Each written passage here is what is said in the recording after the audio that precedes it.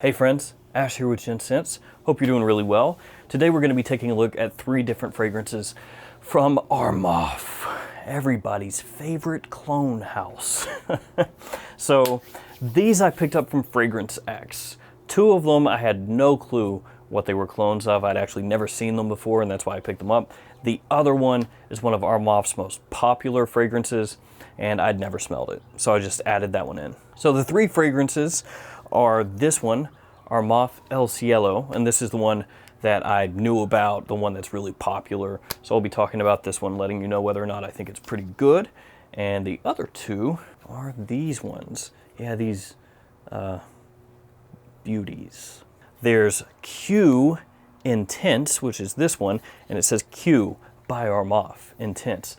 And then Uomo. So Q by Armaf, Uomo. So in this video, I'm going to run through these fragrances, let you know what they're clones of, let you know whether or not you should check these out, and all that good stuff. So let's go.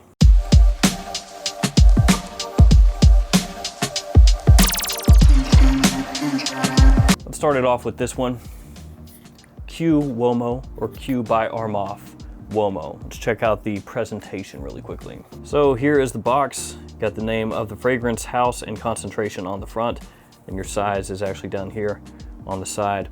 And this kind of gradient actually has a textured feel to it, sort of like a cheap velvety feel on the box. So this is just normal cardboard and then a velvety feel down here. It says Armaf at the top. You have your ingredients on the back. And on the bottom, you have your information as to when the bottle was made. So this one was produced January 2019. And here is your bottle. So one thing you'll notice here is that the cap and the bottle are actually different shades. So this is supposed to be black like this, but it's a little different, as you can tell right there. See the same gradient that you have on the box, and then it has this strange little design here, which I guess is supposed to be this Q, right? But it's really just kind of an oval down here that's open. Nothing on the back. Sticker on the bottom. Cap does click into place. And on top of the atomizer, don't know if you can see it, but it does say Armaf. And I'll go ahead and waste a spray for you guys here and just spray it into the air. Here we go. Atomizer is okay. Now, as I said, the reason I bought this one and also this one is because I didn't know what they were clones of. There's no real information about these fragrances online. They're not on Fragrantica, they're not on Base Notes, they're not on Parfumo. They're nowhere other than just for sale. And I was actually expecting these to be clones of a niche fragrance, most likely, or that's what I had hoped, and they're not. Now, I'm gonna go ahead and read the note breakdown for this one off to you guys, and I'll tell you the note breakdown for this one is the exact same as another fragrance out there, minus 1 note. And when I tell you what the fragrance is, this will make sense to you. So in the top, there's grapefruit, lemon, and saffron here. And the top is where 1 note is missing. In the mid, there's coffee, ginger, lavender, and sage. And that's one of the big giveaways to what this is. And in the base, there's amber, cedar, and leather. So the note that is missing is cranberry.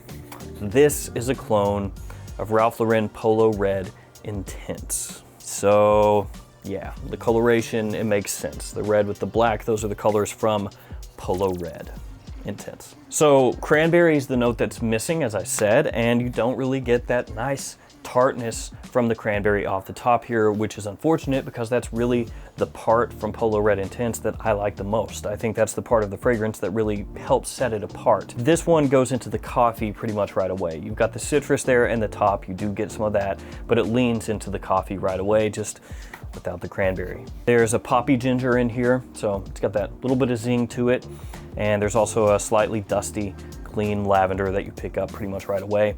As it dries down, you get some warmth, some sweetness from the amber in here, but at the end of the day, you're talking about a fragrance that is a clone of Polo Red Intense, which is not super expensive. At discounters, you can get Polo Red Intense for about 50 bucks, right in that range. When I bought this, it was about $40. So I spent $40 on an Armaf clone of a fragrance that you can get for 50 bucks for the real deal. Now that being said, since I picked this up, it's actually dropped in price. On Fragrance X right now, this is going for about 20 bucks. So that's a better deal. That being said, Polo Red Intense is better than this one.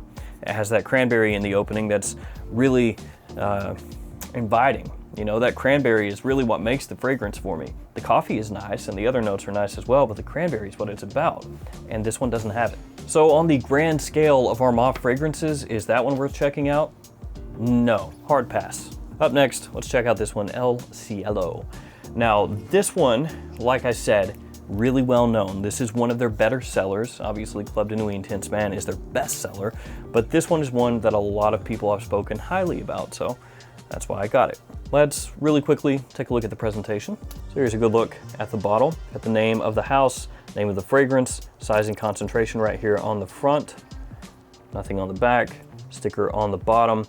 One thing I'll say about this is that the cap feels really cheap, and this top part that goes over top the glass, this feels really cheap as well. So sometimes you really struggle to get that cap off, and this feels like it's coming detached sometimes, like it's not super securely fastened on top of the bottle, and then you have to kind of struggle to get that cap back on. So that's my only knock for the presentation.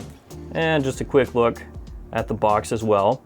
This one I feel like does have a nicer looking presentation overall. The box feels nicer in the hand. It feels like the cardboard is a little bit sturdier, and just overall feels like it's slightly more expensive. And this one was made December 2019. So if you're unaware, this is a clone of Invictus Aqua by Paco Rabanne. More specifically, Invictus Aqua 2016. There's a little bit of a difference between the 2018 re-release. This one's closer to the original, though it also has this little bit of a similarity to Versace Eros, and that's going to be coming from the vanilla in here and the apple in here. Those two notes, the way they work together, it's going to give you sometimes a similar feel or vibe to Versace Eros. Overall though, it is Invictus Aqua that this is going for, and it's actually a pretty good Invictus Aqua clone, all things considered. It's very sweet, it's fresh, it does have kind of a synthetic feel, synthetic smell when you first spray it on, but not in an unpleasant way. It doesn't smell like a cleaning product or anything like that. It's just synthetically sweet, but in a pleasing way. So it's got this big dose of melon and apple in the opening. Also got kind of a fuzzy ambroxan vibe going on to my nose. As it dries down, that vanilla really comes out and becomes the main player. Also got some other notes in there, some support from musk and lavender. Overall, really easy to wear fragrance. It does trend more youthful than it does mature. Again, Invictus Aqua vibes here. Lots of versatility, big compliment puller, and performance above average all the way around for me. This one goes for about 30 bucks at discounters, so actually cheaper than what I paid to get the other ones. And it is cloning a more desirable fragrance in Invictus Aqua 2016. So overall, this one, a much better buy than this one, not close. So if you're looking for a compliment pulling fragrance that smells like Invictus Aqua, but for less than you're gonna have to pay to pick up Invictus Aqua 2016 or 2018, check this one out. This one's actually worth getting if you're a fan of that fragrance or that fragrance style. Last one, Q Intense. So this one was a clone of Polo Red Intense. What is this one a clone of? Is this one a niche fragrance?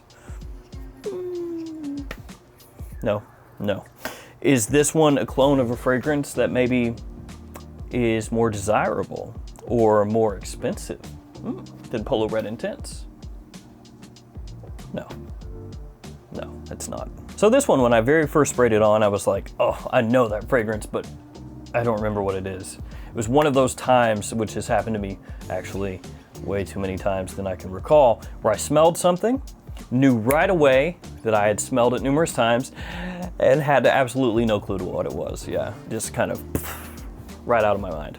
So this one, I just smelled over and over the entire first day that I had it in, trying to jog something in my memory to remind me, what is it? I know I have it, I know I've smelled it, I know I've worn it, but what is it? Then I remembered. Burberry Brit Rhythm Intense. Yeah. Q Intense. Rhythm Intense. So this one opens up with a little fig. People like fig. It's a little different. You have bergamot in there, some pops of spice, a little greenery from rosemary and sage. So you get all that in the opening. You get a little mint. Helps with the freshness, helps with that initial pop. As it dries down, you get tonka and vanilla working together. You know, those notes get used all the time together, so it's this sort of familiar, warm, sweet, slightly powdery dry down. It doesn't smell disgusting, but at the end of the day, this is a clone that I paid 40 bucks for that is cloning a fragrance that I can buy for 20 bucks. So I paid double the amount for a clone. It makes absolutely 0 sense under any circumstances to buy this. It's pointless. It's absolutely pointless. The original is better overall. The quality is better. It smells better as well. And the presentation on the original, I think, is better because this is, like most Armaf bottles, a bit tacky. I mean, some people are gonna be like, no, it's cool, but it's really not. When you hold this in your hand, it feels a little cheap. The atomizer is pretty bad. The cap is not great. It's not that good. So my excitement for this one, which was already kind of tempered, just dropped through the floor when I came to that realization that this is a freaking knockoff of a $20 fragrance at twice the price. Now that being said, Brit Rhythm Intense for 20 bucks is not a bad buy. It's really not. It's versatile, people like it, easy to wear, and again, 20 bucks. Don't buy that. Don't do it. Don't do it to yourself. No, don't.